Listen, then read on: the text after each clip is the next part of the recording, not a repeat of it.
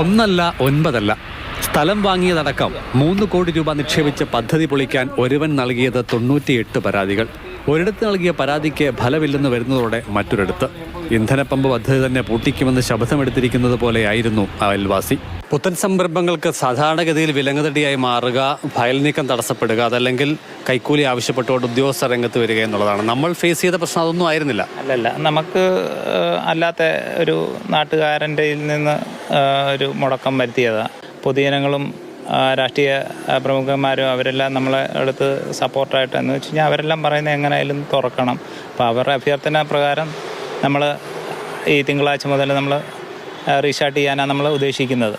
ഇദ്ദേഹം വീണ്ടും നമ്മളെ ശല്യമൊന്നും ചെയ്യത്തില്ലെന്നുള്ള ഒരു ധാരണയിൽ നമ്മൾ തുടങ്ങുകയാണ്. പുനലൂർ മൂവാറ്റുപുഴ സംസ്ഥാന പാതയോരത്ത് ഭൂമി വാങ്ങി ജോലികൾ തുടങ്ങിയത് മുതൽ പ്രശ്നങ്ങളായിരുന്നു. എല്ലാം മാനദണ്ഡപ്രകാരമായിരുന്നിട്ടും വനം വകുപ്പ് മുൻ ജീവനക്കാരൻ പ്രതികാര ബുദ്ധിയോടെ പെരുമാറിയെന്നാണ് പരാതി. വിവിധ വകുപ്പ് ജീവനക്കാരും ജില്ലാ കളക്ടറും സ്ഥലത്ത് പരിശോധന നടത്തി. 3 സെന്റ് ഭൂമി അല്ലെങ്കിൽ 25 ലക്ഷം രൂപ നൽകണമെന്ന ആവശ്യത്തിന് വഴങ്ങാതിരുന്നതാണ് പരാതികളുടെ അടിസ്ഥാനമത്രേ. അദ്ദേഹത്തിന് മുറ്റമില്ലാത്തതുകൊണ്ട് നമ്മൾ 3 സെന്റ് വസ്തു ഈ പെട്രോൾ പമ്പിന് ആവശ്യമായിട്ടുള്ള വസ്തു ആയതുകൊണ്ട് നമുക്ക് കൊടുക്കാൻ നമ്മളെ കൊണ്ട് പറ്റത്തില്ല.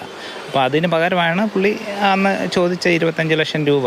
അപ്പോൾ അത് നമ്മൾ ഒരിക്കലും നമ്മൾ 1 രൂപ പോലും കൈക്കൂലി കൊടുത്തിട്ട് തുടങ്ങത്തില്ലെന്ന് നമുക്ക് ഉറപ്പുണ്ടായിക്കൊണ്ടാണ് നമ്മൾ ഈ ഒരു വഴി നമ്മൾ സ്വീകരിച്ചത്. ഇത്രയും നാളും തന്നെ നമ്മൾ അടച്ചിടുമ്പോൾ നമുക്ക് അതിൻ്റേതായിട്ടുള്ള നഷ്ടങ്ങൾ കൂടിക്കൊണ്ടിരിക്കുകയാണ്. അപ്പോൾ ഇദ്ദേഹം ഇങ്ങനെ ചിന്തിച്ചെങ്കിൽ ചിലപ്പം പുള്ളിക്ക് അന്നേരത്തെ ഒരു തെറ്റിദ്ധാരണ മൂലം ചിന്തിച്ചായിരിക്കാം നാളെ അത് മാറാൻ സാധ്യത ഉണ്ടായിരിക്കാം. അപ്പോൾ അതെല്ലാം അവിടെ കണക്കിലെടുത്ത് നമ്മൾ തുടങ്ങുന്നു.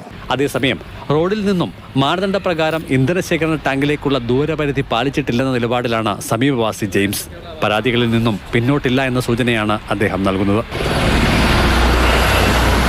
അയൽവാസിയുടെ നിരന്തര പരാതികളെ തുടർന്ന് ഇന്ധനപ്പമ്പിൻ്റെ നിർമ്മാണ പ്രവർത്തനങ്ങൾ അവസാനിപ്പിക്കുന്നതായി ചൂണ്ടിക്കാണിച്ച് നവംബർ മാസം ആദ്യവാരമാണ് ഇവിടെ സംരംഭകൻ ബാനർ കെട്ടുന്നത്.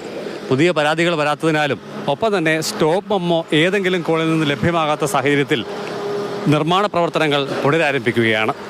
CK Abhilal, Mathrubhumi news, Pathanamthitta.